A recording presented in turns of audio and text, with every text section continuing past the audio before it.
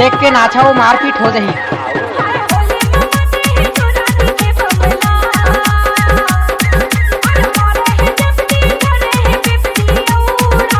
DJ Anil production.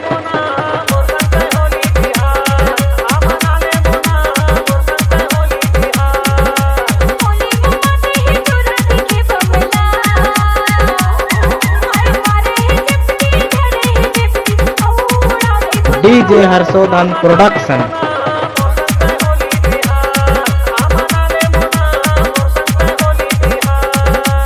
Rajshri धरे सकूद उठा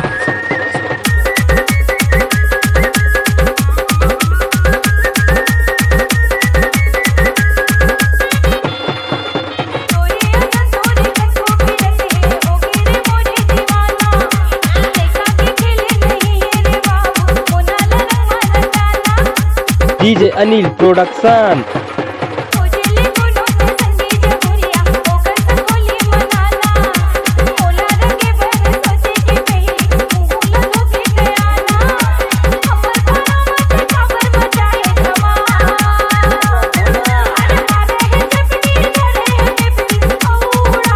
ये तो डीजे अनिल के आइटम कैसे लगते?